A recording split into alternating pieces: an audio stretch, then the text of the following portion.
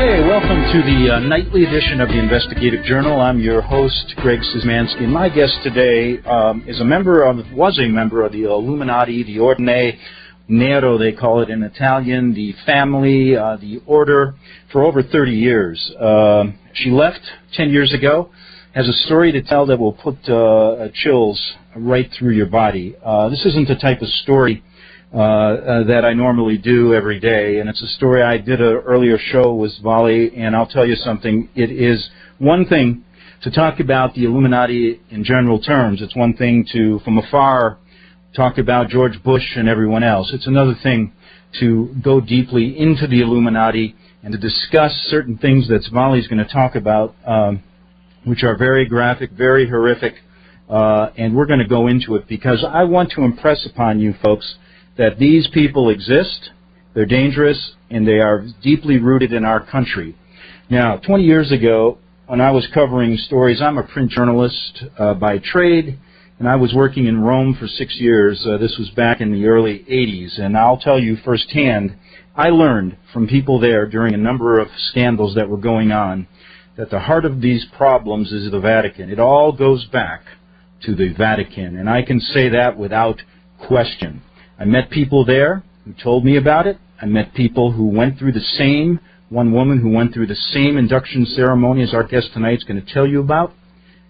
And I also talked about, back then, how they had talked to people who said they were deeply embedded in America. With that, I'm going to introduce my guest, and I might add, Svali's only granted this one interview today with me.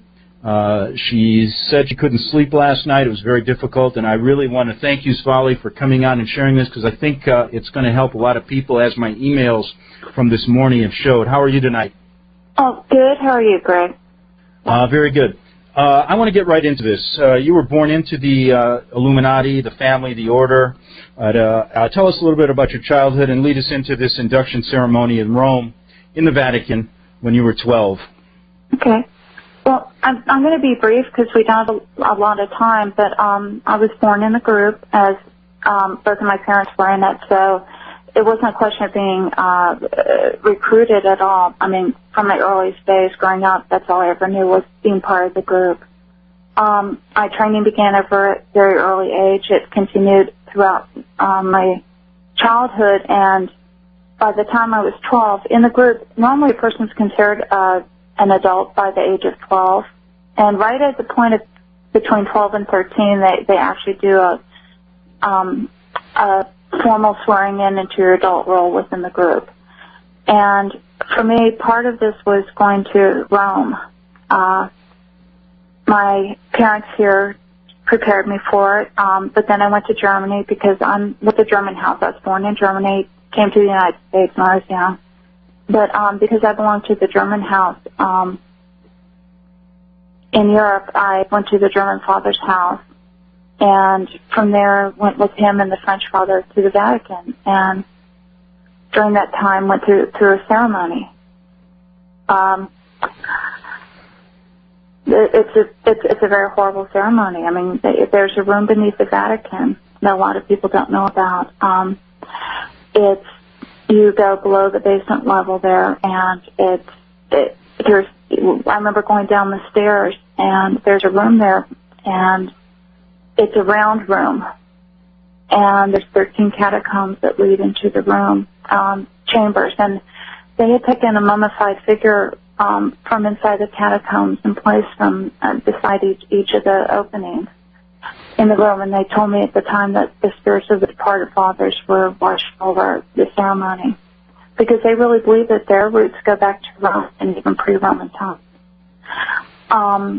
They then held a ceremony, and there was a gold pentagram on the floor, but above the pentagram there was a black stone table. And stay close to your phone, Svali, okay? Oh, Thanks. okay. Well, there was above the pentagram there was a black stone table, and it was made of a shiny stone, and there were gold, like at the end there were like little, I know you call it like little channels to collect fluid on each corner, and they were made of gold. And during the ceremony, they sacrificed a little boy, and after that, the man, he was dressed in scarlet robes, went to he moved to the center, actually to the side of the room, to the side of the table, and I had to go forward and kiss his ring, kneel before him and kiss his ring and swear my undying loyalty to the world order. And now, stay close to the phone. Who was with you now in this when you were going through this ceremony? The French father, he represented the French house. The German father, he represented the German house. There were some other adults there too. Some were Catholic Church officials, and there were 2 other children as well who went through the ceremony. And you said there were 3 adults? There's more than 3 adults. There was probably about, I'd say 9 adults in the room with us total. Now, what did they say to you after? I mean, what was going through your mind when they were sacrificing this child? I mean, just tell us, can you remember back to what you were feeling? Well, I was terrified.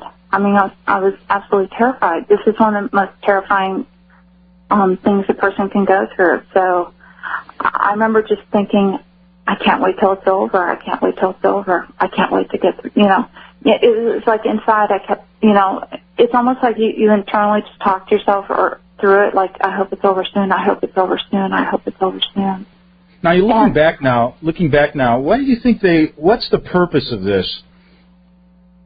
I think it's to instill terror in people, because after the ceremony was over, the man conducting it said, may the same occur to you or worse should you ever break this oath.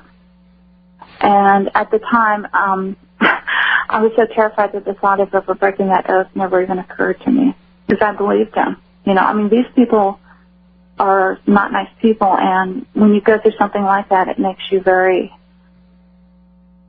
not only does it instill quote-unquote loyalty, but instills a lot of terror. Well, like I told you before, when 20 years ago, when I was approached by someone in Rome when I was covering these stories, and they told me a similar story when they were a child, and basically echoed what you're saying about what went on in their ceremony. This woman eventually committed suicide, jumping off the Vatican roof. Yeah. And let me tell you something. After that, I began researching this story in depth and found out some incredible things 25 years ago that are basically coming true now in this country.